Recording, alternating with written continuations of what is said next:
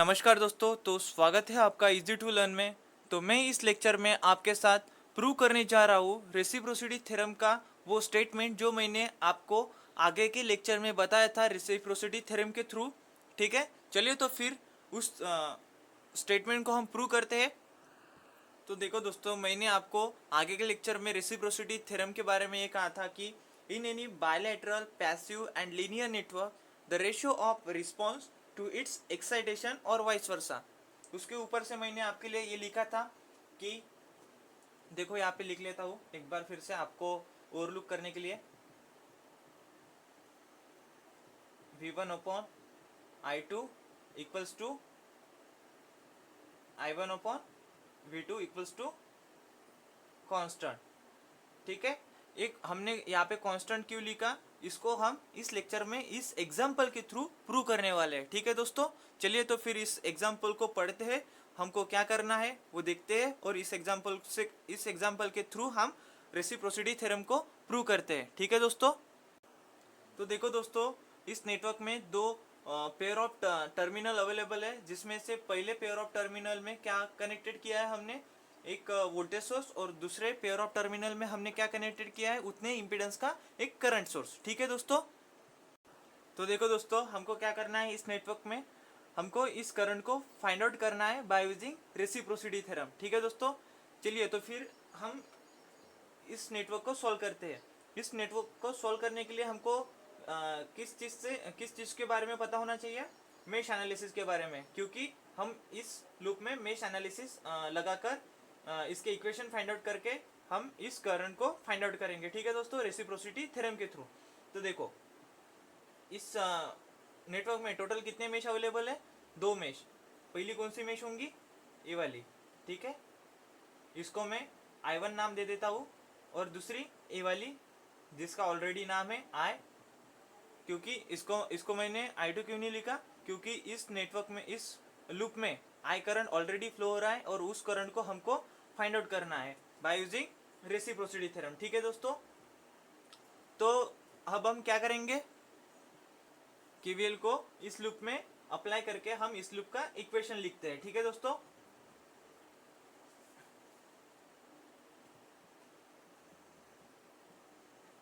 Applying KVL in loop 1। ठीक है, तो क्या मिलेगा हमको इस लूप में KVL अप्लाई करके, therefore minus V plus Z1 I1 plus Z2 I1 minus I equals to 0।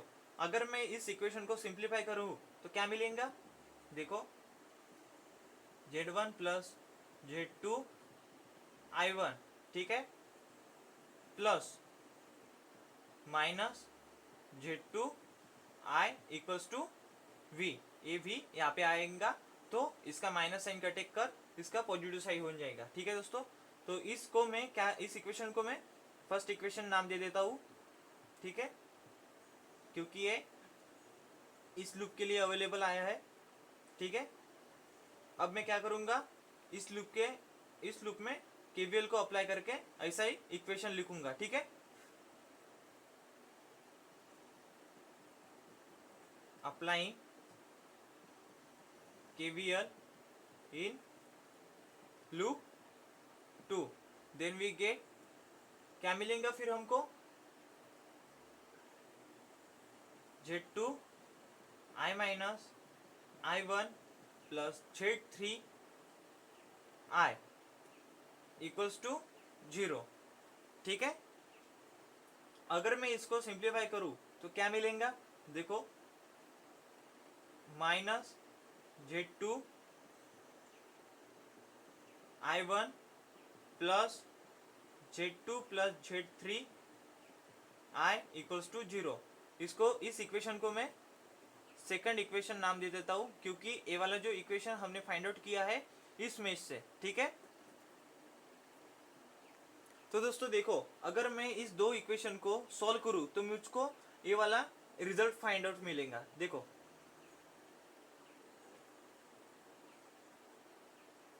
Solving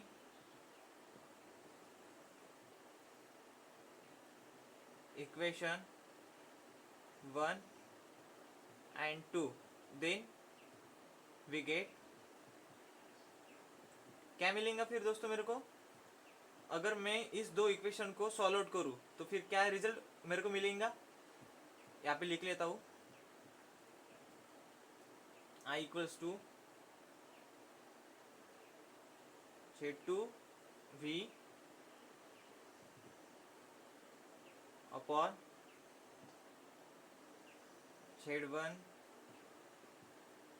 Z2 plus Z1 Z3 plus Z2 Z3। ठीक है दोस्तों, ये वाला रिजल्ट मेरे को मिलेगा जब मैं इस दो इक्वेशन को इक्वेट करूंगा एक दूसरे में। ठीक है, तो मैं अब इस इक्वेशन को ए नाम दे दूंगा, इसको मैं ए नाम दे देता हूँ। ठीक है दोस्तों, ये होगी हमारी पहली कंडीशन, पहली केस जिसमें से मैंने इस करंट को फाइंड आउट किया है और इस करंट को मैं ए इक्वेशन से डिनोट कर दूंगा। ठीक है, तो दोस्तों देखो, ये जो रिजल्ट आ गया है मेरा इस नेटवर्क के लिए, अगर दोस्तों मैं इस नेटवर्क में से ये वाला जो सोर्स है वोल्टेज सोर्स मैं इस टर्मिनल में कनेक्ट कर दूं और इस एमीटर को इस टर्मिनल में कनेक्ट कर दूं, तो वो जो इक्वेशन आएगा वो इक्वेशन हमारा ऐसा आना चाहिए, तभी हम कह सकते हैं कि रेसिप्रोसिटी थ्योरम इज प्रूव। अगर ऐसा ही इक्वेशन इस सोर्सेस को इंटरचेंज करके नहीं आया तो हम क्या कहेंगे? The reciprocity theorem is not prove. तो ऐसे ही हमने आगे के लेक्चर में देखा था रेसिप्रोसिटी थ्योरम के बारे में। चलिए तो फिर दोस्तों, इसको प्रूव करने के लिए हम क्या करेंगे? अब इस सोर्स को एक दूसरे के पोजीशन पर इंटरचेंज करेंगे। ठीक है, चलिए तो फिर करते हैं इसको इंटरचेंज। तो देखो, मैंने यहाँ पे इस कंडीशन के लिए सोर्सेस को इंटरचेंज कर दिया। मैं यहाँ पे लिख लेता हूँ, interchanging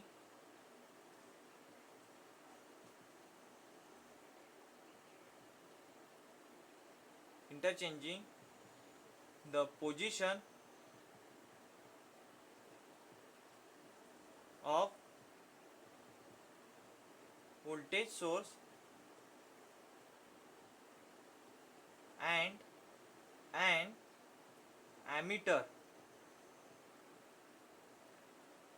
as shown in the above network. ठीक है दोस्तों, मैंने ऐसे ही यहाँ पे किया इंटरचेंज, वही मैंने यहाँ पे लिख लिया आपको समझने के लिए। चलिए तो फिर दोस्तों, इस नेटवर्क को सॉल्व करते हैं बाय अप्लाइंग मेश एनालिसिस। ठीक है, तो इसके जो मेशेस है वो कितने मेश होंगे? वैसे ही दो मेश होंगे, but the direction of mesh is opposite of that direction of mesh in available in the first network. तो देखो, इसकी जो डायरेक्शन होंगी कैसी होंगी? अकॉर्डिंग टू दिस करंट ऐसी होंगी, इसको मैं आई नाम दे देता हूँ, और इसकी भी डायरेक्शन ऐसी होंगी। ठीक है, इसको मैं I2 नाम दे देता हूँ। ठीक है दोस्तों, तो मैं क्या करूँगा? अप्लाई करूँगा KVL in that loop, applying KVL in loop 1। ठीक है, अगर मैं इस लूप में केवीएल अप्लाई करूँ तो क्या मिलेगा मेरे को? Therefore Z1 I plus Z2 I minus I2 equals to 0. ठीक है, if I equate this, if I solve this equation, then I get Z1 plus Z2 I plus minus Z2 I2 equals to 0. ठीक है, इस equation को मैं third equation से denote करूँगा। अब मैं क्या करूँगा? इस लूप में केवीएल को अप्लाई करके इक्वेशन फाइंड आउट करूँगा इस लूप के लिए। ठीक है, applying KVL in loop 2, then we get, क्या मिलेगा मेरे को फिर? अगर मैं इस लूप में केवीएल को अप्लाई करूँगा तो देखो, Z2 I2 minus I plus Z3 I2 minus V equals to 0. ठीक है दोस्तों, if I solve this equation then I get what I get minus Z2 I1 plus Z2 plus Z3 I2 equals to V. इस V को मैं equals to के right side लेके आया तो ये क्या होगा, पॉजिटिव से डिनोट हो जाएगा, ठीक है, बिकॉज ये V जो है इस साइड पे निगेटिव था इस वजह से, ठीक है दोस्तों। तो अब ये इक्वेशन सॉल्व आउट हो गया, तो इसको मैं चौथी इक्वेशन से डिनोट कर दूंगा, ठीक है। अब देखो, if I equate this equation 3 and 4 then I get, उससे पहले मैं यहाँ पे लिख लेता हूँ,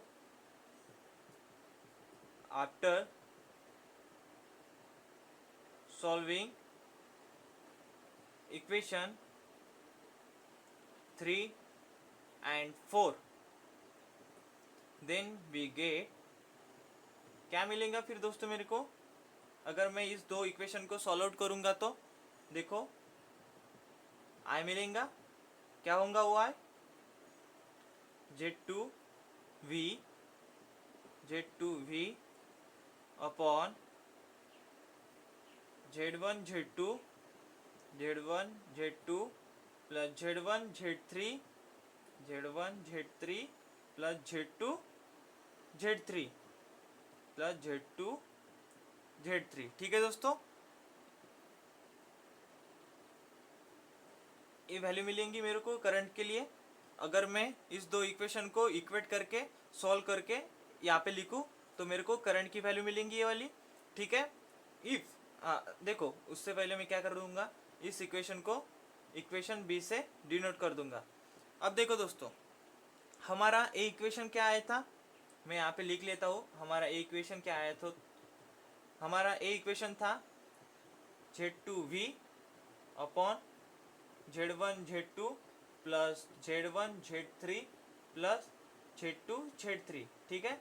ये था हमारा ए इक्वेशन जो हमने पहली कंडीशन में सॉल्व आउट किया था, जिसको मैंने ए नाम दिया था, ठीक है। अब देखो दोस्तों, इक्वेशन ए और इक्वेशन बी दोनों भी सेम है, देखो Z2V upon Z1 Z2 plus Z1 Z3 plus Z2 Z3। अगर देखो ये दो इक्वेशन सेम आते हैं तो हम क्या कह सकते हैं, हमारी रेसिप्रोसिटी थ्योरम प्रूव हो गई है, ठीक है। मैं यहाँ पे लिख लेता हूँ, after comparing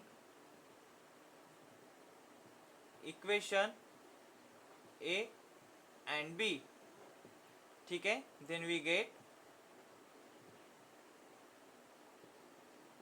equation A equals to equation B. जैसे कि मैंने आपको रेसिप्रोसिटी थ्योरम को जो रेसिप्रोसिटी थ्योरम के बारे में बताया था, तब मैंने क्या लिखा था कि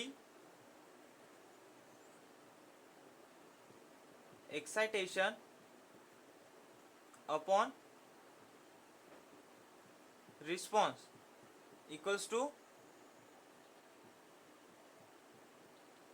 response upon excitation equals to constant, ऐसा लिखा था। देखो ए वाली जी वैल्यू आ गई, देखो equation A equals to equation B equals to, मैं इसको भी क्या लिख सकता हूँ, कांस्टेंट है ना, कांस्टेंट है ना दोनों बीटा, ठीक है। तो इसके वजह से मैं यहाँ पे क्या लिख सकता हूँ, हेंस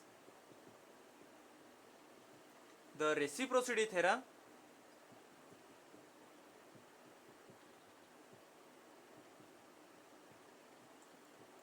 इज प्रूव, ठीक है दोस्तों।